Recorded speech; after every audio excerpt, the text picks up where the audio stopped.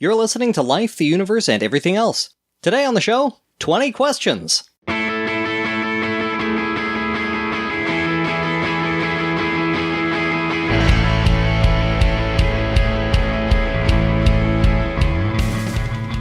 Life, the Universe, and Everything Else explores the intersection of science and society. If you have questions or comments about the show, or you'd like to suggest a topic, you can find us on Twitter or Facebook, or send us an email at lueepodcast@winnipegskeptics.com. Show notes and references can be found at lueepodcast.com.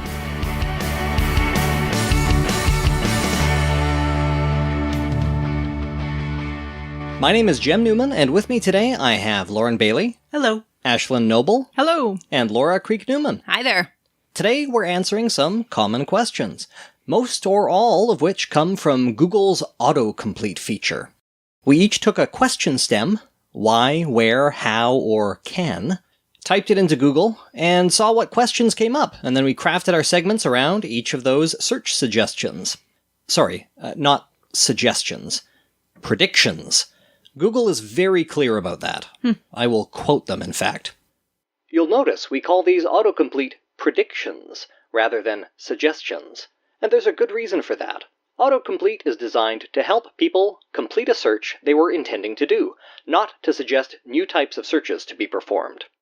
So we're doing it wrong, folks. These predictions are mostly just regurgitations of the most common searches, designed, so Google claims, to simply save users some typing. Google does not appear to customize your search autocomplete based on the data it collects about you in particular, though I can't speak to its search results. And we do know that it uses data it collects about you to serve targeted ads in the hopes that you'll click through and make them some money. The reason it doesn't use your personal data in search predictions is probably because it would simply take too long for the search suggestions to pop up. We expect autocomplete to be near instantaneous, and the more specific you want to get, the slower it's going to be. However, there is one piece of information that will be used when making predictions about what you will search. Any guesses? Your location? Yes. That's actually pretty easy for Google to get, at least approximately. Even if you have location services turned off on your phone, Google will still have a pretty good idea of what country you're in based on your IP address. So I just did a quick experiment myself. I went to google.com, I was signed in to one of my Google accounts, and I typed in who is, and I got the following predictions. Who is R. Kelly? Who is Ted Bundy? Who is the Night King? Who is Ted Bundy daughter? Who is Billy Porter? And who is America? Okay. Google.com signed out of all Google services. I got the exact same results. Google in incognito mode, same as above. But then I went to google.com from Ukraine via a VPN, and I got different results. When I typed who is, I got who is IP, who is America, who is domain, who is your first friend in Roblox. Apparently Ukrainians really like Roblox. Who is the developer of Minecraft? That's a rather whiny gamer gator by the name of Marcus Persson. And who is John Galt? Oh, God. So, as you can see, there is some level of personalization that happens, which is fair enough. But Google's tinkering isn't confined to location-based customization. Google's autocomplete has actually been the subject of some amount of controversy, like everything else that Google does. Search suggestions containing explicit or offensive words are filtered out, which is understandable perhaps, as are those that Google and the United States government deem likely related to piracy or other illegal activity. And these removals are often followed by accusations of censorship. As a company, Google has unprecedented control over much of the information that we collectively have access to. When you think about it, it's kind of shocking. I think talking about censoring autocomplete is a bit of a stretch. These are, after all, suggestions, and you can just type in the search you want to search, and Google will serve up the information, unless it has been removed for DMCA compliance or because the government asked it to remove it for other reasons. So, talking about censoring autocomplete, I'm not too worried about that, especially when Google is, as always, up to some truly ugly stuff. Their close collaboration with both the Chinese and American governments to enforce state censorship is well documented. There was even a case in 2013 when the Swedish Language Council added a new word to the Swedish lexicon that would translate roughly as ungoogleable. They defined it as something that cannot be found with any search engine. And Google immediately objected, insisting that ungoogleable could only refer to something that could not be found on their proprietary search engine. The council reprimanded Google for their attempt to control the Swedish language, but, fearing a suit from the tech giant, they removed the word from their lexicon. And of course, there's no reason to confine our criticisms of Google to matters of censorship. Google is a major war profiteer, devoting considerable resources to its work as a so-called defense contractor. Until this year, Google had a contract with the Pentagon to develop software allowing drones to more accurately identify human beings. While Google recently announced, after many of its software engineers and other employees objected, that it would not renew that particular contract, it still has several defense contracts ongoing. But, as I'm prone to do, I've wandered pretty far afield of our topic today, so let's get back on track.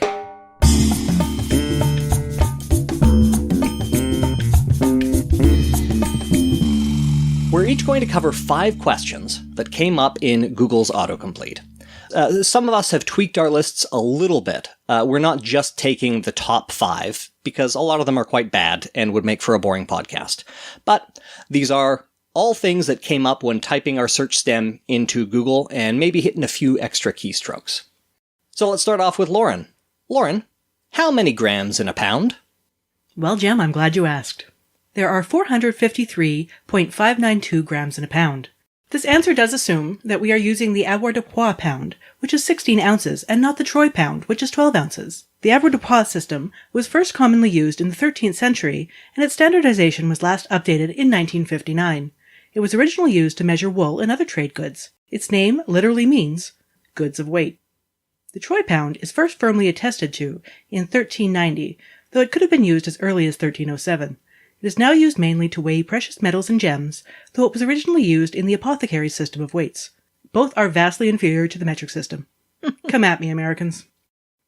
Ashlyn, where did pizza originate? So, flatbread with stuff on it is pretty much as old as agriculture. There's evidence for it even back to the Neolithic age. Wow. So, pizza's really old. But the word pizza's first documented use was in Gaeta in central Italy in 997 AD, and then the word spread to the rest of Italy. That's fascinating, because it wouldn't have had tomato sauce. Yeah, no, there was definitely no tomatoes involved then. It didn't spread to the crusts. The first modern pizza with tomato was developed in Naples in the 18th century, so well after contact with the Americas. It was mostly eaten in Italy until after World War II, when vets spread it around the world. Truly the greatest generation. Pizza was introduced to Canada in the late 1950s, around the time my parents were born. So there's an entire section in the Wikipedia article on the origins of pizza dedicated to pizza in Canada. Which is strange, and it comes even before the section on pizza in the US. That's very surprising. So that was interesting. Maybe that's just alphabetical, but I don't know. Apparently, pizzaghetti is a thing in Quebec, which was enough to warrant a giant section in this article. Okay, so you want to complain New York versus Chicago style? So, Quebec style says, hold my beer. Yeah, either you take half a pizza and put it on a plate next to a pile of spaghetti, or you actually make a pizza with spaghetti that is underneath the cheese layer. Mm-hmm. It's wild. Spaghetti underneath the cheese. Pizzaghetti. And apparently it's like a thing you can get in like all family diners in Quebec. Wow, I've never heard of that. Why would you come up with that? Like, both are Italian foods? I guess. All I can imagine is in a kitchen, they were really rushed, and one night the pasta bowl fell and dumped pasta all over the pizza. You got peanut butter on my chocolate. Well, you got chocolate in my peanut butter. Bravissimo! Two great tastes that taste great together. So, also, pizza pops are Canadian, something I thought I would mention. Do they not exist elsewhere? They do in a limited capacity, but they're for sure like a really Canadian thing. They were invented here and are less popular elsewhere. But here it's like everybody eats pizza pops after school if you're a kid. I've never had one in my life. Really? I was vegan when I was 14. 13. Yeah. So Oh, wow. Okay. That would makes explain sense. it. I was definitely eating pizza pops before I was 13, though. I just find it fascinating that pizza wasn't introduced to Canada until like my parents were born. That's wild to me. My parents were born in 55 and 59, and that's when pizza arrived in Canada? That's nuts. Yeah. Another interesting Canadian pizza fact, Boston Pizza is one of the most successful Canadian franchises of all time. Started in Canada and has spread all over the place, and they have like 1 million restaurants. That's fascinating that it's a Canadian restaurant named after an Yeah. American city and an Italian food. Yep. So pizza did originate in Italy as we know it today, but people have been putting stuff on flatbread for literally ever. That just makes sense, really. It is the easiest way to eat. Laura, can I start a sentence with because? Yes. Yes, you can. Contrary to what all of our elementary school teachers told us, yes, you can start a sentence with because, but only if you finish that thought of the sentence. So, a sentence that says something like, because I needed money, I sold my body to science, is a complete, accurate sentence and grammatically correct. However, because I need money is not a sentence. So all of our grade school teachers taught us the wrong thing because they wanted to prevent us from having sentence fragments all over the place. They wanted to force us into finishing our thoughts and clauses. Is it still considered more correct to do like, I sold my body to science because I needed money? No, it's not. And as writersdigest.com stated, the way that I had said it, because I needed money, I sold my body to science, can often be more impactful than the other way around. Yeah, for sure. Cool. Lauren, I thought of you when I came up with that answer, and so I figured I would address it. Is there anything that I missed? Impactful is not a word. Whatever. That's what I get for asking the grammar police over here. I don't know what you're going to do with that money once you've already sold your body to science. Maybe you get it back? I don't know. Like when you go to Hilltop Research and do the studies. exactly. I leased 20 my bucks. body to science. Yeah, exactly. Hey, Jim. Why is the sky blue? A classic. Yeah, it's the eternal question, right? But really think about it for a second. Like, the sky isn't an object, right? There's no firmament, and air seems pretty transparent, so... It's like a lot of objects. Right, as in, the sky is a made bunch up of objects. a bunch of objects, yeah. Because it is a bunch of objects. It's not one object. So, if the sky isn't like one thing, and air is transparent, how can the sky have a color? Why doesn't it all just look like outer space? You know, the color out of space. So I guess that begets the question, what does it mean for something to have a color? Anyone? Those are the wavelengths of light that are being bounced back at us and not being absorbed by the object. Yeah, that's exactly right. So light from some source, usually the sun. I mean, definitely the sun ultimately. It's where all light nearby really comes from, more or less. You know, it just gets stored sometimes. Well, I mean, the energy gets stored. It's a whole thing. Never mind. So light will bounce off objects, and objects will absorb some colors, and they will refract others. White light, of course, is made up of a pretty wide range of colors, but the sky isn't reflecting light. Exactly.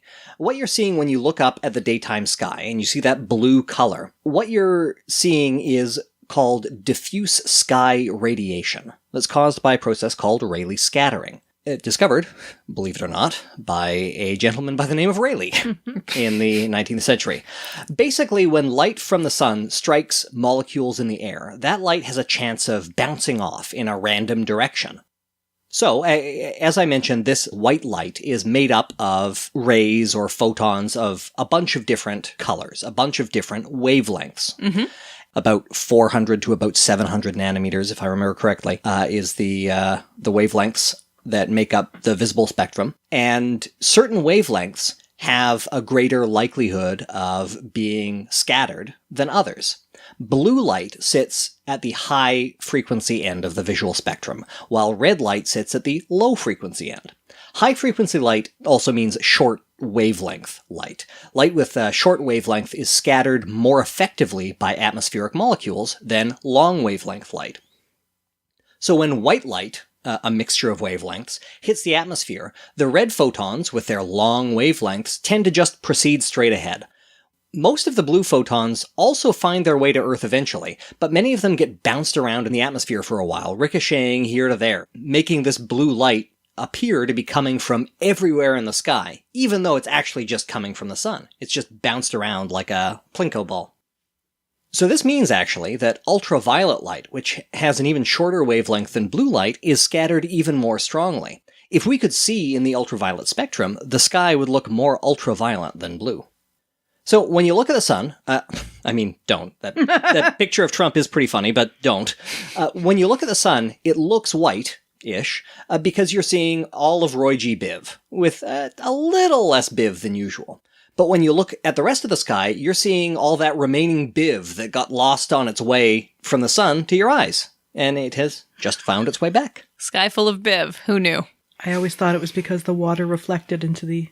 into the sky. That's a common thing that you hear, like, in elementary school. Yeah. I think I heard, like, later on, like, the nitrogen or something reflected it back.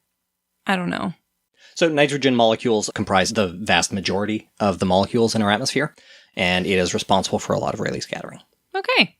Jem, was this just an excuse to practice your optics homework for the MCAT? I don't think they test too much Rayleigh scattering on the MCAT, but I guess we'll see. Lauren, how to make slime? Yeah. Oh, man. And now I understand why Jem was so upset earlier. These aren't questions. Yeah, Jem sent me a message saying, these aren't actually questions. According to homesciencetools.com, you can make a non-Newtonian fluid, which is a slime, a goop, or a gack, depending on if you were raised on Nickelodeon or not. New hot colors! With the following recipe. Mix 1 ounce, 28 grams, of white glue in a quarter cup, 59 milliliters water in a bowl. Add food coloring for non-boring slime. Add 59 milliliters of borax, which is sodium tetraborate, and stir very slowly. After it comes together, you knead the slime together and it will become less sticky as the compounds begin to bond. Refrigerate the slime in an airproof container to keep it from growing mold. Basically, you're making a polymer. That is how to make slime. Don't lick your hands afterward. That is a very bad idea. Yeah. But you didn't mention that you could add like glitter and foam and shit. That's the best part. Also, scents, tends to smell pretty bad. When I said non-boring slime, yeah. Mix in your fun additives like it was a Cold Stone Creamery. I don't care. Please don't put in Cold Oreo Stone slime. Creamery additives. We really don't want to entice children to eat this slime. Cotton candy pieces, waffle cone bits. Mmm. Ashlyn, where is your liver? It's 8 o'clock. Do you know where your liver is? It's located somewhere inside your body. Thank you. We don't know where. Specific. Does it also wander, or is that just That's just the the uterus. rooms? Yeah, wandering liver. So in most people, the liver sits above the diaphragm in the upper right-hand portion of your abdomen, beside and above your stomach. It's kind of cozied up to it in like a yin-yang sort of deal. It overlaps a little bit with your lungs. So the lungs kind of go behind it and the liver is a little bit in front of it. And your heart is just above it. It is protected by your ribs and it's a pretty huge organ. It's about the size of a football. So a lot of people don't realize how big it is and that it's so far up in your body. CFL football or NFL football? I don't freaking know. Inflated?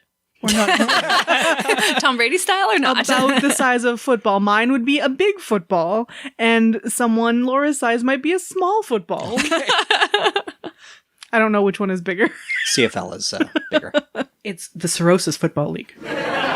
Okay. There are beer cup snakes involved, so...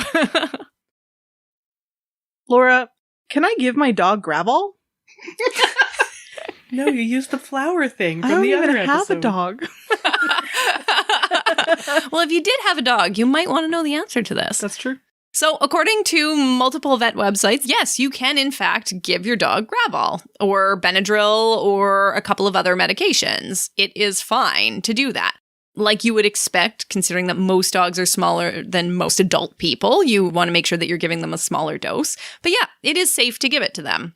As far as I can tell, you can use your standard over-the-counter medication. It doesn't need to be prescribed from a vet, a special veterinary formula or something, but you should always get advice from your vet before giving them medication, particularly if you're giving human-based medication to your animal.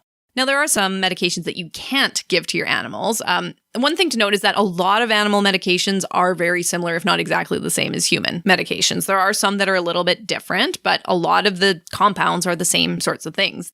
I know dogs don't do well with vitamin chocolate. Really, any kind of... Yeah, any kind of thing like that. But as far as pharmaceuticals go, dogs can have Tylenol in small amounts, but you do need to be very careful. Just like in people, large amounts of Tylenol can be very damaging to the liver. It can be even more so in the dogs, again, because of the differing metabolism and the smaller size for a lot of them. So you want to be careful. You should never give Tylenol to a cat, though. It will be very, very poisonous to them.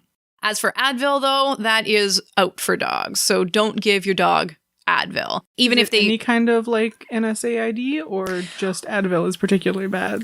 I only looked up ibuprofen. Okay. So that's what's in Advil or Motrin or Midol and a few other types of things like that. And it appears to be because one of the things that Advil does is it's an anti-inflammatory. So it inhibits some of the enzymes that cause the inflammatory process, which is great if you have an injury and you don't want it to swell up or be as painful. However, there's a couple of types of enzymes in that category that it appears to inhibit. So it inhibits the ones that cause all that extra inflammation, but it also inhibits ones that encourage the kidneys to function properly and the gastrointestinal tract to work. Important. So again, in a dog that metabolizes things a bit differently on a much smaller scale, they're going to have a much bigger problem. So it does seem likely then that other non-steroidal anti-inflammatories would have similar effects. So you just stay away. Yeah. Jim, why are plants green? I promise that these won't all be color questions. No, they get more depressing, don't worry. Good. When I said I tweaked the list, that was specifically why. Otherwise, the next one would have been, why are fire trucks red? No, you should have done that. That would have been great. That would have been awesome, Jem. It's way better. But then I wouldn't get to talk about the depressing stuff. Exactly. So we got through some of the physics of light with the last why question, so this one should be a little bit easier. Plants are green because they contain chlorophyll, which is green. Chlorophyll is a pigment that's essential for photosynthesis, at least in plants, allowing plants to absorb light and convert its radiant energy into chemical energy, which they store in the form of carbohydrates. Chlorophyll is green because, while it does a great job absorbing light across most of the visible spectrum, it's best at the Roy and Biv portions, and doesn't do such a great job with that middle initial. So the green light is reflected, and that's what we see. Chlorophyll isn't the only pigment used to capture sunlight this way, but it's one that plants have largely stuck with, as it absorbs a significant portion of the spectrum. Though accessory pigments in some plants are also present that absorb smaller portions and kind of make up a bit of the deficit there. Other phototrophs use a variety of pigments, either in place of or in addition to chlorophyll, including carotenes, xanthophylls, and fucoxanthin. Red algae, for example, grows in deeper waters that tend to filter out much of the low-frequency part of the visible spectrum. So red algae uses phycoerythry to instead absorb the blue-green light that is able to make its way into the depths. Cool. Lauren, how to tie a tie? The most popular answer is to use a Windsor knot. I am hard-pressed, though, to see the difference between a Windsor, a half Windsor, a four-in-hand, or a simple knot. The difference might be the dimple direction? Like a simple knot would look real bad. Half Windsors are so lopsided and teeny. All right. For those listening at home, you're going to go want to get your tie, so you can click along with Mitch. This is a terrible question for an audio medium. I know. What's wrong with you? That's why I picked it. Okay. Oh, goodness. I spent half my lunch hour watching tie videos. Seriously. Start with the wide end of the tie on the right and the small end on the left. The tip of the small end should rest slightly above your belly button. This will vary depending on your height and the length and thickness of your tie, or if you were President of the United States. You are only going to move the active or wide end of the tie. Step 2. Wide end up over the small end to the left. Step 3. Up into the neck loop from underneath. Step 4. Down and to the left. Step 5. Around the back of the small end to the right. Jem is miming along and he just undid and said oops. Step 6. Up to the center, towards the neck loop. Step 7. Through the neck loop and down to the right. Everyone still with me? No. Step 8. Across the front to the left. Step 9. Up into the neck loop from underneath. Step 10. Down through the loop you've just created in the front. Step 11. Tighten the knot by pulling down on the wide end. Slide the knot up and adjust. It's simple, right? There are diagrams on the internet, howtotieatie.com, and there are much more exciting knots. Remember, when you are done wearing the tie, to only loosen it a little and hang it up still tied so that you never have to remember again. What are you talking about? Oh my, gonna ruin that tie. I put that in there simply for that reaction. Oh God. We've gotten to a point where we just push Jem's buttons. You push Jem's buttons. The house I used to have with my ex-husband had a tie rack on the closet door, and he had a little diagram on the door for how to tie a Windsor knot for the twice a year he had to wear it. Well, at least he was preparing for things. He got a system in place, right? I put the system in place. Oh, okay. I'm sure it's still there. Got tired of tying it yourself? Yeah. Speaking of tie-wearing occasions, Ashlyn, where does the name Archie come from? So I assume this was a very new appearance on the predictions from Google. This also popped up in mine in the form of, why Archie? Why Jughead? Forsyth. So in case you live in a non-royal bubble, the newest heir to the throne, seventh in line, it was just named Archie Harrison. And so people are wondering, where does the name Archie come from? And it's not Archibald, it is Archie.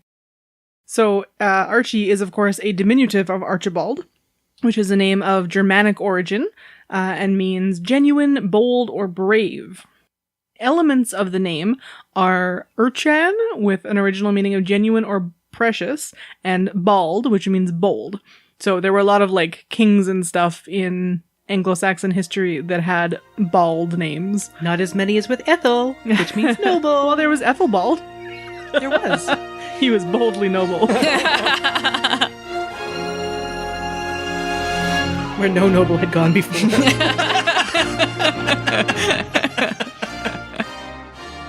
So it has kind of an interesting history of being introduced and then fading out of fashion. So it started in Old High German as Urchenbald or Erkenbold or Erkenbald.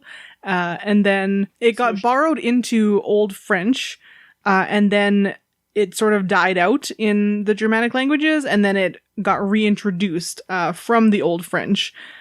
The form Archibald became particularly popular among Scottish nobility in the later medieval to early modern periods. And then it started to be used as a surname and can now be found in Nova Scotia and Scotland as a surname. So that is where the name Archie came from. Oh, and it was also a really popular first name in Scotland. It was actually in the top 20 until the 1930s. But now it is looked upon as a stuffy, aristocratic name. But of course, it's coming back just like a lot of older names. Old man names. And, yep, old man names, old women names. Yeah. Right. Laura, can I have sex during Ramadan? You probably can. I can too. I'm pretty sure we all can here. But I'm also pretty sure that none of us are practicing Muslims. So I don't think this question really applies to us here. So the better question is, can an observant practicing Muslim have sex during the fasting time during Ramadan? So for anybody who happens to be unfamiliar, we are now in Ramadan, the month of Ramadan. And so Muslims observing Ramadan are to fast, which means they're abstaining from food and beverages and also sex from dawn until dusk, essentially. But during the night hours, sex is good. Yeah. So the fast is only during the daylight hours. So once the sun sets, there's the traditional large meal, the iftar, where they break the fast and they consume beverages and whatnot. And then there's praying and ceremonies and things like that as well. And so that is not, even though it's during the holy month of Ramadan, it's not during the fast there. So sex during that time is totally fine, as it would be any other time. It is not allowed during the daytime hours. So if you do break the fast with sex during the daytime hours, there are some well-established acts of repentance that you can do. The first thing that you can do is you can free a slave. Okay. Hopefully that is not available to anybody because there aren't any. Well, like, fingers crossed. And this goes in the order of availability as well. So first and foremost is if there is a slave to be freed, you should free that slave. If that's not available, then you can fast for 2 consecutive months instead of just 1. Oh, God. Especially during the summer, that's rough. Yeah. And if that's not available or feasible for you, then you should feed 60 people who are in need. Doable? Yeah. Like feed them a cracker? No. Does it have to be a feed them. feast? I'm not sure it would need to be a feast, but it should be something substantial so that they are no longer hungry. So, first of all, you shouldn't do it if you are practicing. Second of all, if it does happen, then those are the list of things that you can do to sort of make up for it. So when there's 16 hours of sunlight, you have the remaining 8 hours to sleep and eat and have sex and pray and do all your Ramadan ceremonies and stuff. Holy moly. Yeah, it is quite impressive for people living in parts of the world where the day is not equally divided in daylight and nighttime. Mm-hmm. That it is quite a feat. It is quite impressive how people do it. Honestly, the thing that is most impressive is the no water part of it. That is that must be very, very difficult. I learned a cool thing about practicing Muslims who live like above the Arctic Circle. Mm-hmm. So if you're living somewhere where it would like literally be 24 hours, you can instead choose to go based on the daylight hours at Mecca. That makes sense. I thought that was interesting. It's like they're not going to actually make you die to observe this. Yeah. And I mean, there's lots of exceptions for people who are ill or who are infirm or who are on their period or whatever. So. Yeah, and Islam traditionally has lots of exceptions to, we as outsiders, we often view it as a very rigid doctrinaire religion. But there are lots of exceptions to a lot of its rules about praying, about the Hajj, and like that. And even halal, like you can break halal if, you're in danger or you're sick and you need, Yeah, the rules are never designed to actively make people ill or put them, near death or something like that. The rules are generally, if you can, you should. Mm-hmm. But if you can't, and we recognize there are a lot of rules that you can't, here are some alternatives for you. Mm-hmm. I'm curious. I had heard, I was aware of the no food and no drink during daylight hours. I had not heard about the no sex. Is there any other behavior that is normally permitted that is prohibited during the fast? I don't know, but now that you say that, I'm wondering if things like smoking or something like that would be... Yeah, that's definitely not allowed. And I would need to check on this, but I would assume anything that seems kind of like extra. Jem, why are polar bears endangered? Oh. Right? Colors would have been better. Well, they're not quite, not yet, but they are vulnerable, which is only barely a step up from endangered. And the answer is climate change, folks. The majority of a polar bear's diet is made up of seal. Since they hunt exclusively on sea ice, they're thus only able to hunt in the winter. In fact, their dependence on sea ice actually classifies them as a marine mammal, along with whales, dolphins, and seals. For the rest of the year, they live off of their fat reserves. Unfortunately, as the freeze comes later and later each year, that rest of the year is getting longer and longer, meaning that polar bears have less time to build up their fat reserves during the winter, fat reserves that have to last them longer and longer with each passing year. In 2004, ice floes in Hudson's Bay were breaking up 3 weeks earlier in the year than they were in 1984. Over that same 20-year period, the polar bear population in the region declined from a little under 1,200 individuals to 935, a 22% drop. Habitat loss is also why we're seeing more and more bears making for human settlements to scavenge, where they face additional threats from us. The U.S. Geological Survey has predicted that in the next 30 years, the polar bear population will have declined by more than 60%. All right, let's get away from the buzzkill. No, don't worry, I'll be back. Yeah. Hey, Lauren, how to write a cover letter? You're the worst. This doesn't sound better. Well, now we're getting into my equally wheelhouse. depressing. Yeah. This is my wheelhouse. This is what I do for a living, honey. So let's write a cover letter. There are 5 things that a cover letter should do. Number 1, it should introduce you.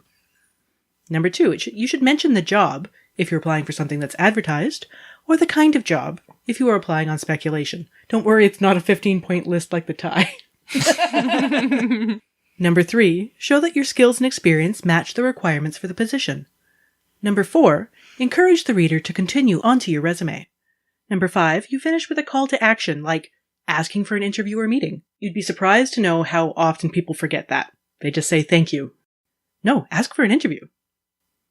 So you're to do all this on 1 page at most, and with no more than 3 paragraphs. I tend to lump steps 1 and 2 into the first paragraph, make step 3 its own paragraph, and finish up with a short paragraph for steps 4 and 5. Try your hardest to get the name and position of the person who will be reading your cover letter and address the letter appropriately. If not, address it to the hiring manager. To whom it may concern is too general and too played out, and dear sir or madame is not gender inclusive, and it's way too stuffy. Speaking of stuffy, tailor the language of your letter to the language in the job advert. Explain how you meet the specific skills that they list, and use a document template that fits the professionalism required for the position. I like to use block style, fully justified with a 6-point space between 11-point paragraphs in a serif font. Most word processing programs have templates that you can use for formal letters. Do not center your name and contact information at the top like you would see on a resume. Put them in block style in line with the text, above the address for the recipient. Do not make up a letterhead for yourself. You can use a letterhead if you are applying on behalf of an established business, like for a consulting or to answer a request for proposal. Other quick tips? Tailor your cover letter to the job and company. Do not create a generic cover letter and include it with every resume. That's tacky. Do not tell the recipient how many other jobs you are applying for. Do write a cover letter as an email, if allowed. Do realize that cover letters may be archaic, but they are the best way of presenting yourself and standing out from however many applicants are out there. I hate cover letters so much. Mm-hmm. I have applied for many, many jobs in my career, and that is the worst part. I hate it so much. If you need to, I can write you the next one. Ashlyn, can you tell us about your cover letter from the bakery?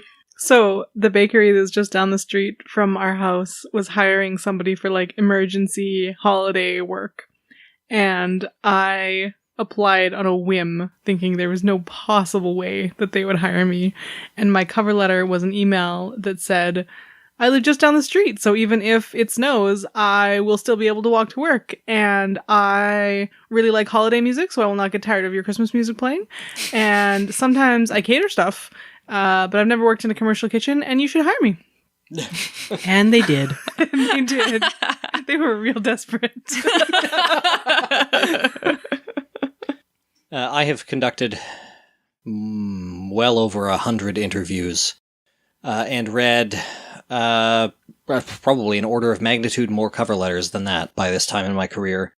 One piece of advice that I have is don't try to be too clever in your cover letter. Yes. Don't try to make it fun for me. So don't do what I did. Honestly, that kind of casual for a software dev position, that would be a little bit weird. Mm-hmm. As I said, go for the professionalism required of the position. But jokey sarcasm, that kind of stuff, often does not fly. And do a spell check. Oh God, I forgot that part. Yes, and have somebody proofread it. Mm-hmm. We had somebody apply one time who said he was familiar with all of the operating systems: Windows, Apple, Mac, and Unix Ubanton, which is not a thing. I assume they meant Unix and then the Ubuntu distro of Linux, or maybe they confused Unix and Linux as the same thing, which is understandable for somebody who's, I guess, not a software dev. Unix Ubanton. Jem, would you throw out a cover letter if they didn't use the Oxford comma? No, of course not. And in fact, one of the things that both Brendan and I, when we worked at the same place, pushed for was having people separate from those who are going to be making interview and hiring decisions go through the resumes and remove identifying information related to things like race, religion, and gender, just to try to avoid any implicit bias on the part of those making the interview decisions, and to correct any like minor errors or grammatical things like that, because what ends up happening is things that are just stylistic changes end up de facto discriminating against people who don't speak English as a first language, but would have no problem actually doing the job. And we want to avoid that. Those policies that we instituted were immediately reversed as soon as we were not in charge of hiring anymore. Oh boy. I'm wondering how that would work with my resume. Like, not that I've had to apply for many jobs, but half of my resume is like volunteerism with things like queer choirs and the Skeptics and stuff. So right. So, it varied. It was usually as simple as removing references. There was a lot of like women's sports leagues or whatever that would just have like be genericized in some way. You could say we could say science organization or whatever, but that's not really on you. That's more an initiative that we undertook as potential employers. Yeah, I just feel like my resume would be half blank if they tried to take it out wouldn't all be their blank. effort. We wouldn't take anything out. Generic choir X. Yeah, it was community choir. Yeah, we would call it a community choir or what have you. Ashlyn, where is Zur? What? So this was the number one prediction that came up when I put in where. And I have no idea what Zur is and did not know any context in this. So obviously I had to put it in here because obviously so many people want to know about Zur. Apparently, Zur is to be found on Io in the Giant's Reach. Cool. So if you want to find Zur, that's where to find it. Io the moon. Yes, I believe so. Okay. That is my understanding. That is the only Io that I know. Zur, Agent of the Nine, is a vendor in a game called Destiny 2. Oh. So Destiny 2 appears to be a game where you zoom around the universe. Nope. I said appears to be. Yeah. It is an online, what's called a loot shooter. You can think of it like EverQuest, but for first-person shooters. I thought I saw spaceships.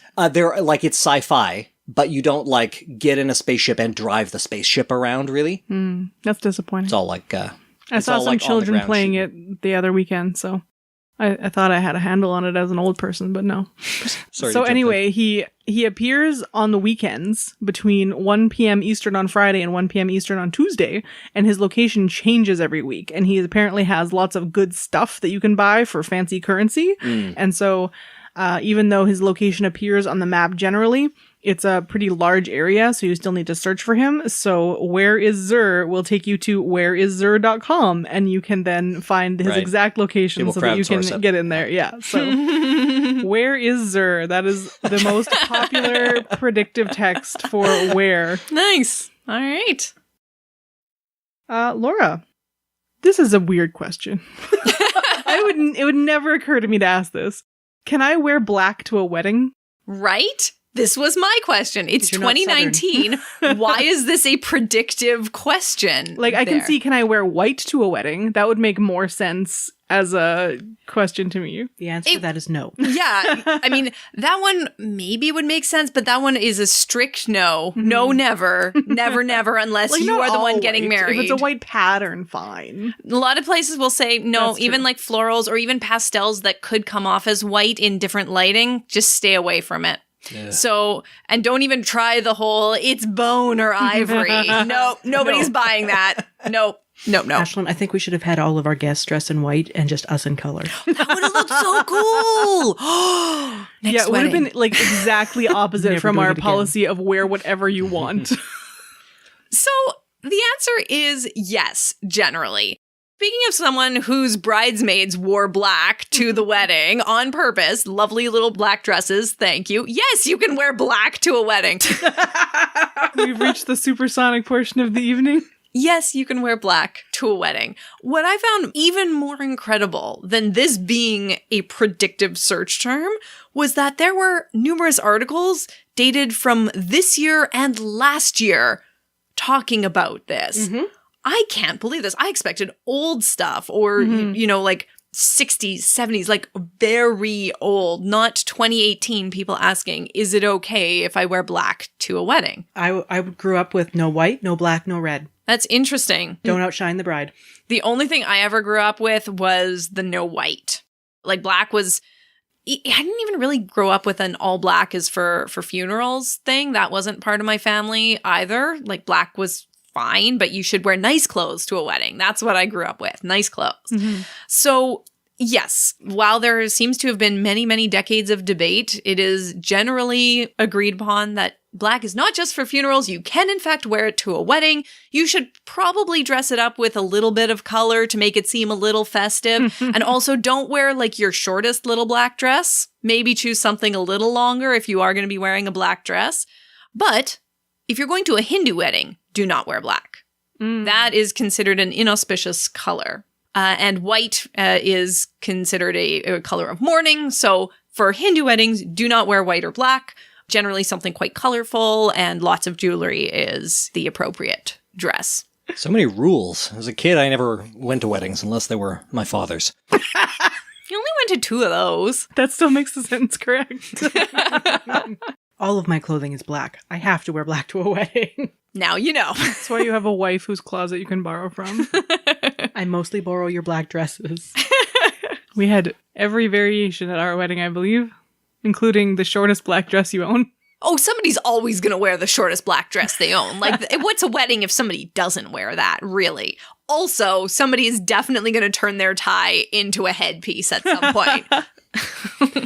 Mostly what I remember about wedding clothes was how much my brother hated them. Like, I think he was 17 at the time when we went to our cousin's wedding, and he immediately, as soon as we got into the venue, like untucked his shirt and undid everything and like just looked so sloppy. Mom was horrified. It was great. Well, and now that things like suits aren't that common, like they're making a bit of a comeback, but they just aren't. It was the one time for a lot of people, a lot of men, they had to stuff themselves into this stiff clothing as opposed to t-shirts and jeans or something like that. So The first time I got married, my father wore the sport coat that he wore to his own wedding in 1979. nice. Is that his wedding sport coat? Not anymore. He didn't Or have was it at the ours. time? All right. Jem, why does asparagus make your pee stink? The fact that asparagus has a significant impact on the smell of urine has been remarked upon by learned men for centuries. Including Austin Powers. Was Pliny the Elder involved? No, it doesn't go that far. I was not able to find references that far back. But in 1781, for example, Benjamin Franklin wrote a letter to the Royal Academy of Brussels remarking upon this very thing. Quote, "A few stems of asparagus eaten shall give our urine a disagreeable odor, and a pill of turpentine no bigger than a pea shall bestow on it the pleasing smell of violets. And why should it be thought more impossible in nature to find means of making a perfume of our wind than of our water?" No, you did not mishear that bit at the end. This is an excerpt from a fairly long letter that Ben Franklin wrote to the Royal Academy of Brussels, trying to convince them to offer a prize to any scientist who could devise a way to make his farts smell better. This letter is rather famous in scientific circles, and has been given the nickname Fart Proudly. Boy, this segment got off track quickly. Uh-huh. When it comes to asparagus, the culprit is asparagusic acid. An acid, you might guess from the name, we have only found in asparagus. Asparagusic acid contains a heterocyclic disulfide, a functional group containing sulfur, 2 sulfurs, in fact, in a cycle of 5 atoms. Disulfide. Asparagusic acid itself is not volatile, that is to say, it does not immediately vaporize in most cases.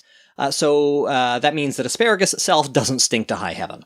But when broken down by the body, several highly volatile sulfur-containing compounds result, and the odor can be detected in the urine of people who have consumed asparagus as little as 15 minutes earlier. Wow.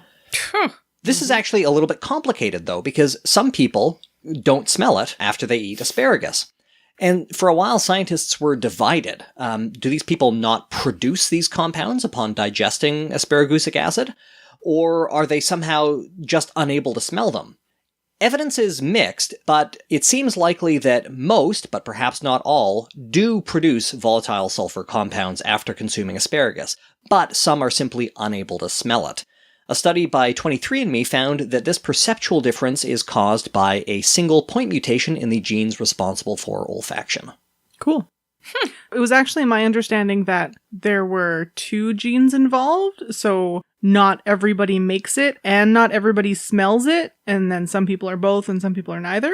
That does appear to be correct. However, the vast majority of people do make it, and if somebody doesn't detect a strange odor in their urine after eating asparagus, it is much more likely that it is because they simply can't smell it. Oh, okay. Because I've never noticed it, so I must have... You must have not one or that the other, gene, yeah. Cool. You're a freak. Lauren, how to boil eggs? No! Speaking of smells. Speaking of sulfur. Did you not try anything other than how to? No, it was just how. These were the ones that made the cut. Mm-hmm. The rest were bad. For hard-boiled eggs, place your eggs in a pot and cover them with cold water until there is about an extra half egg height of water above the eggs. Lengthwise or height-wise? Like, They are going to be laying on their side, okay. and so that extra, about an inch above the egg. How big an egg do you have? A very large one. Bring the pot to a boil over medium-high heat. If Ashlyn's going to get pedantic, say, bring the water in the pot to a boil over medium-high heat. Measuring the sides of the pot like this. And then cover, remove it from the heat, that's the pot, and set aside for 8 to 10 minutes. Drain, and peel the eggs gently under ice water to get the shells off easily. Boiling the eggs for 4 to 6 minutes gives you soft-boiled eggs, and 8 to 10 minutes gives you hard-boiled eggs. These times are based on your elevation, the type of egg, type of heat, time of day, season of the year, direction of the stove, number of cats in the house, and whether or not these eggs are for company, and if you are running short of time. Instant Pot is the best way to boil eggs. Seems to be the best way to do a lot of things. Instant Pot's amazing. It's so good. They don't even sponsor it, but I agree with this message. Instant Pot. Do you guys have one? Yeah. It's awesome. Great. Well, Have we you done- have Cuisinart or whatever, but same deal. Electric pressure cooker. Yeah. Have you done eggs in it? No, because I don't eat them. No? Egg salad is the best sandwich in the world. She doesn't eat eggs. I don't eat them as part of my diet. Dave is Dave. Dave does not have opinions about food, it seems like. No, Dave's opinions about food are yes, but do I have to make it myself? Yeah. Yeah, that is exactly what I expect. He will eat a tray of deviled eggs, but he will never make them. He's a really good cook. He is. Just would rather not. Dave, when you listen to this, please go make us some spider cookies. Ashlyn, where would RNA polymerase attach? Oh. I was so amazed that this was one of the Yeah. top predictive results. So I It's imagine exam season. it had to have been a question or Yeah. something that came up in a very popular exam, because there's no way that this is something that people are just randomly Googling. I don't know, I've randomly Googled very similar phrases in the recent past. Okay, well, yes, but there's no way that enough people Right. are doing it. Okay. So the short answer is at the promoter sequence. That is where RNA polymerase would attach. And where is that? So basically, transcription is where if you're going to transcribe a gene, it means that you're going to copy it so that it can be used to make a protein, which is very important for the functioning of cells and bodies. So for transcription to happen, the enzyme that synthesizes RNA, which is known as RNA polymerase, needs to attach to the DNA, close to whatever gene is going to be transcribed. Promoters are sequences of base pairs that are just ahead of that gene, and they have specific sequences, things like response elements and whatnot, that allow the RNA polymerase to attach really securely right there and tell it this is where you should start. Cool. But we can't do that during daytime, during Ramadan. Well, we can. Right, we can. Not everybody can. Yeah, we're Laura. not talking meiosis here. Can you marry yourself? Not during the daytime, during Ramadan. That's going to be my answer for everything now. So a lawyer out of the US actually looked into this, and the answer is yes. In the strictest legal sense, there are no laws in, at least, and this applies only to the US, there are no laws in any of the 50 states that expressly prohibit marrying oneself. So yes. Because there was a lady who got in the news relatively recently for trying to marry herself because she had good reasons. It was like, well, nobody else is going to ever be as good to me as I am, so I should Yeah. do this. So this follows a trend. It's called sologamy. Oh, God. And it's about elevating your relationship to yourself and taking care of yourself and promoting putting yourself first and all of those self-care things to the next level. So your relationship to yourself is higher than any other relationship there. So it's a trend that people want to do. So, okay. And it is not illegal to do it. However, none of the 50 states recognize marriage that only includes one person.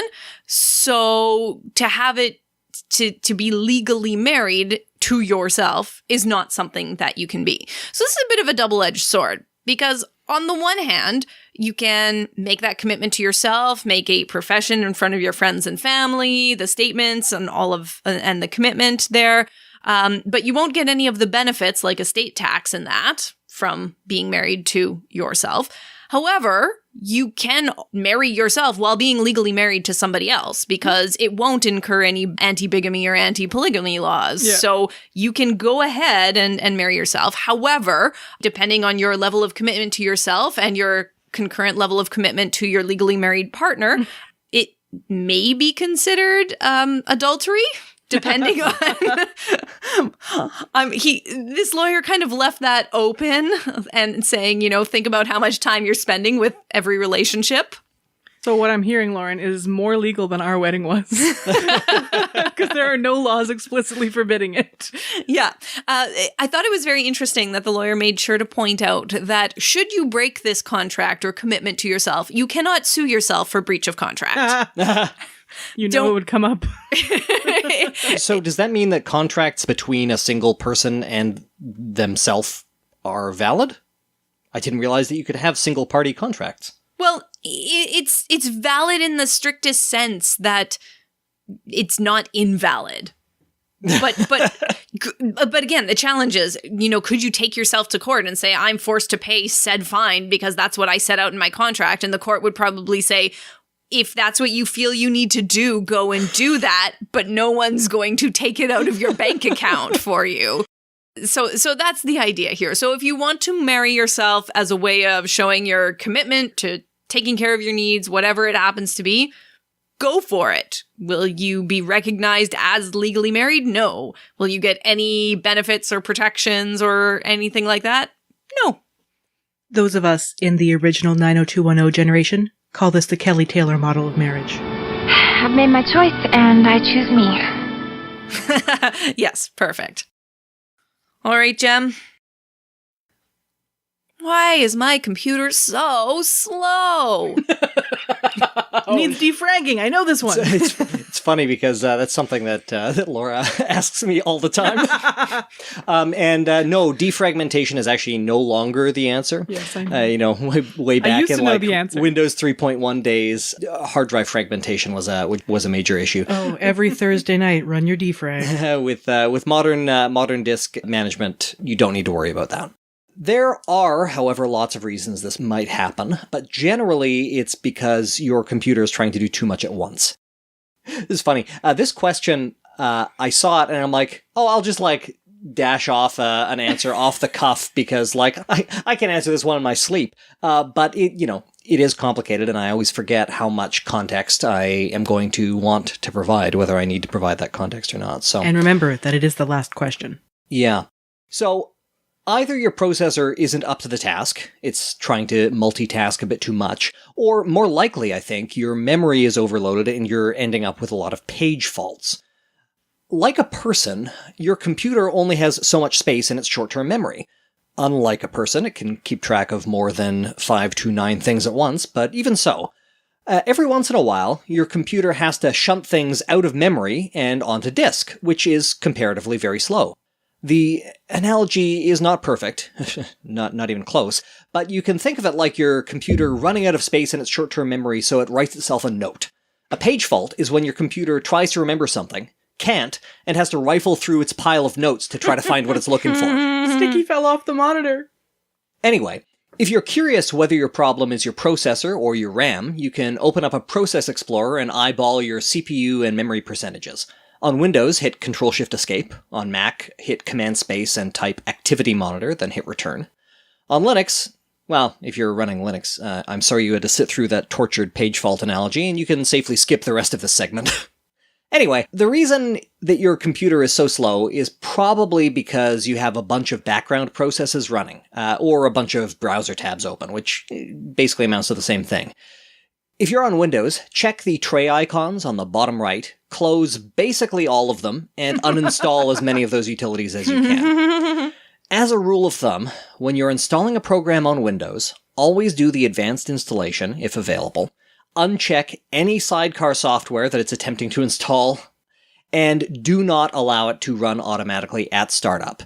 Run it if you need it, and then close it afterward. And never, ever, for the love of Loveless, never install any software that came with a printer. Also, run an ad blocker. Sure, this is on brand for me to say corporations are bad, advertising is bad, etc., but there are plenty of good reasons to block ads, probably the least important of which is that serving ads is going to slow down your browsing. If you feel really bad, whitelist some sites, I guess, but the way ads are served on the internet is generally quite unsafe. I'm not going to go into the details, but you definitely should not be allowing some random third party to run arbitrary code on your computer. Sure, your browser should be sandboxed, but any dev will be the first to admit that everybody who writes software is bad at their job, and ads are a prime delivery mechanism for malicious code. If you can't solve the problem by closing your browser tabs and killing some background processes and running an ad blocker, it might be time for an upgrade. There are a lot of conspiracy theories about how Apple and Microsoft and whomever else is deliberately hampering performance on older devices when newer ones come out. And this feels true for a lot of people, but remember Hanlon's razor. Never attribute to malice that which is adequately explained by incompetence. Though don't rule out malice. More generally, as faster computers or phones or whatever come out, developers are happy, because that means we can rely on people generally having faster computers, so we don't have to write code that's as good or as optimal. Oh, most computers have 16 gigs of RAM now? Well, don't worry about the fact that our word processor somehow requires 3 billion bytes to run. For 50 years, software developers have relied on Moore's law, which is the idea that every year or so, the transistor density of an integrated circuit doubles.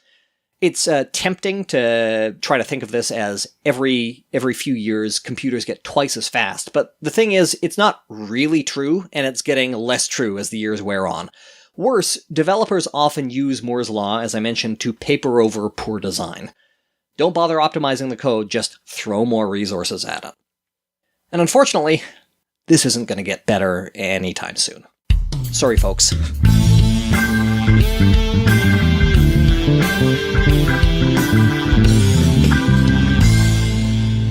So I have some honorable mentions, questions that I didn't want to give the full treatment to, but were kind of funny to see pop up when I typed in why. Does anyone else have any honorable mentions? I have a couple of real stinkers. Okay, I'm gonna start with one. This is I think the third question that popped up when I typed in why. Why is Caillou bald? You hate him so much. We actually have an easy answer to this, straight from the horse's mouth. The horse's name in this case being Chouette Publishing. Quote, Caillou was initially created as a baby of 9 months. When it was time for him to get older, the addition of hair made him unrecognizable. So we decided that Caillou would never have any hair, and he went on to become popular as a little boy who is bald. Caillou's baldness may make him different, but we hope that it helps children understand that being different isn't just okay, it's normal.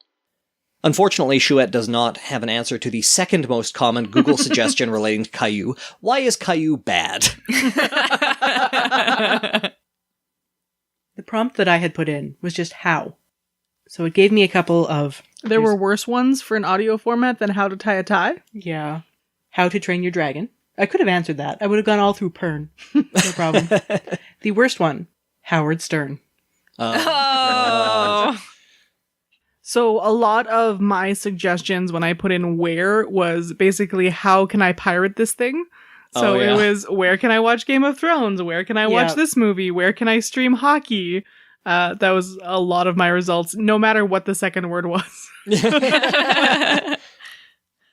A lot of my results had to do with preparation of food, and I did search in incognito mode. So, I mean, anybody who knows me knows I search a lot of food on there. But by just typing in "can you" with a space, 5 of the 10 answers were "can you freeze various foods?" When you type in "can you" with the letter F, all of them were "can you freeze various foods?" And when you type in "can you" with the letter M, 8 of the 10 suggestions were "can you microwave various foods?" So people have a lot of food that they're concerned about going bad, and they really aren't sure how to cook food in general. Can you can? I did not get that at all. Damn. No. I can. Yeah. So anyway, I wanted to talk a little bit about a couple of the things that came up. So of the first 10 results that I got, 5 of which were freezing, 3 of them were dairy-based. So a lot of people have way too much dairy. So they wanted to know, can you freeze cheese? Yes. Can you freeze milk? No. Can you freeze sour cream? No, all of them. So, and the answer to this is that yes, you can in fact freeze them. I mean, really, you can freeze anything you want. Yeah. The better question is, will it survive freezing in an acceptable way? That's what people are really trying to ask with this. So, with cheese, yes, but it will get crumbly. Don't try to freeze soft cheeses in that, though. So, the softer the cheese or the more airy, like the more bubbly the cheese, the worse it's going to be afterwards. With milk, yeah, you can freeze it, but it will separate. Yeah, so then you'll you've need to gotta like mix it all after. together afterwards. And also make sure you're not just freezing it in the container that it came in, because it could well explode once all of the water expands. And sour cream is yes. I've honestly never thought of freezing just sour cream. I always thought no. So the answer is yes, but the texture will change quite a lot. It won't be smooth and thick and creamy the same way. So it'll be kind of grainy, but it won't be, well, not grainy, not grainy, but just, it won't be that smooth, thick consistency. So they say that it works well in your cooking and baking and that, but if you wanted to put it on your pierogies, you probably wouldn't be happy. Some websites will say that you can beat in about a tablespoon of cornstarch to help bring the consistency back together. I'm not sure how that would taste, though, like raw starch. You wouldn't be able to taste it.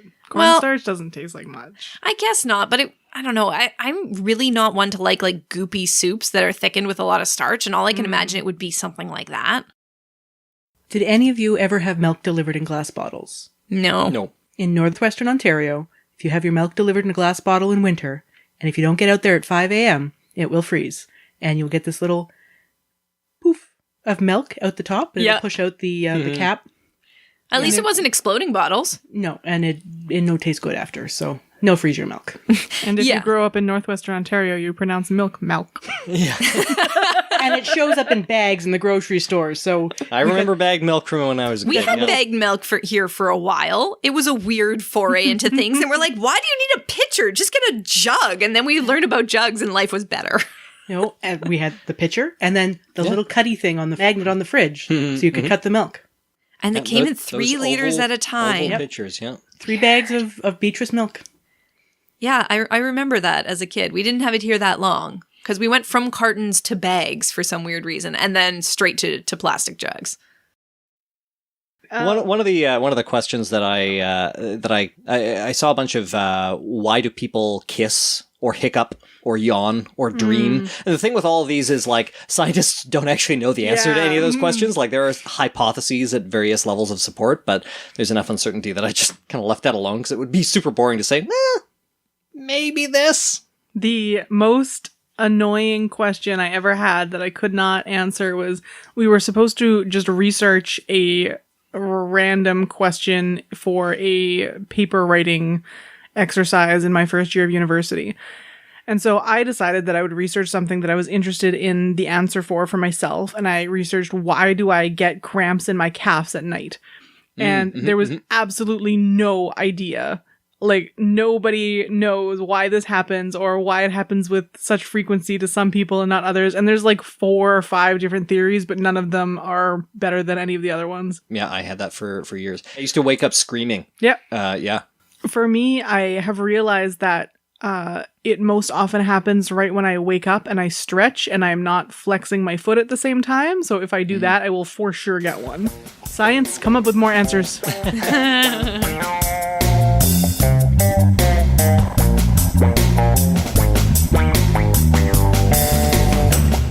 So what are we doing next month, Ashlyn? Next month, I have 3 back-to-back sales events. Jem is studying for the MCAT. Everybody has things to do. We're going to do a movie review. Woohoo! Sweet. Yay. I don't know what movie yet, so I would like our listeners to send us suggestions. Tell us what movie, preferably available on Netflix or something, that we should watch and make fun of. If not, we'll just pick one. Sounds good to me. Also, if you choose bad ones, we'll just pick one. I make no guarantees that we will choose one that is suggested by a listener. Kirk Cameron, I know you're listening. Well, thanks for joining me tonight, everybody. This was a lot of fun. Good night, everyone. Good night. Good night. Life, the Universe, and Everything Else is produced by Jem Newman and Ashlyn Noble, with mix and tech production by Jem Newman. If you want to support the show, the best way to do that is with a review on Apple Podcasts or Stitcher, or by sharing an episode with a friend. Original music is produced by Ian James, and this episode was edited by Jem Newman.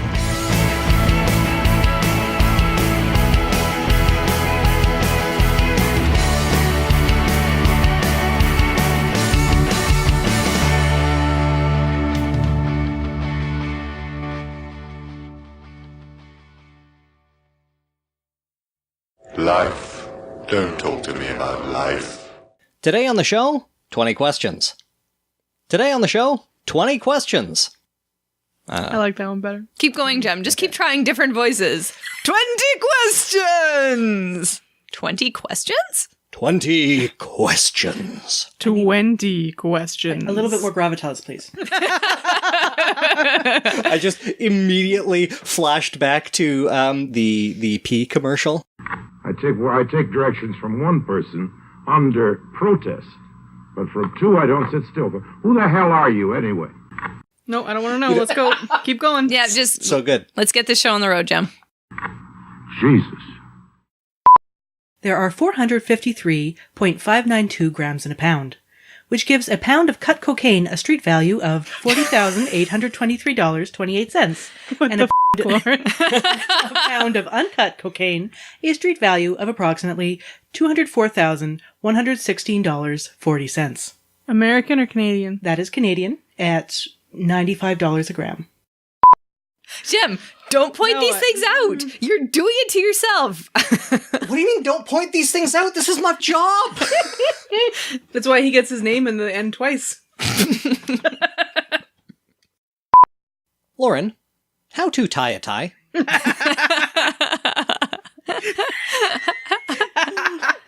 The joke's gonna get old. No. You just have such a serious Muppet look on your face when you ask. So. How to tie a tie? I have a strong opinion about how to tie a tie. Jem has a strong opinion? What? Did I ever show you the Eldridge knot? Or have you ever seen that one? I've seen I watched the Eldridge knot earlier. I love the Eldridge knot. You would. Yes, I would. Does it have a lot of tentacles?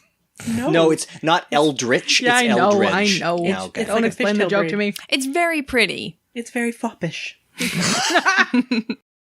And don't even try the whole it's bone or ivory. Nope, nobody's buying that. Nope. It's not white, it's bleached teeth.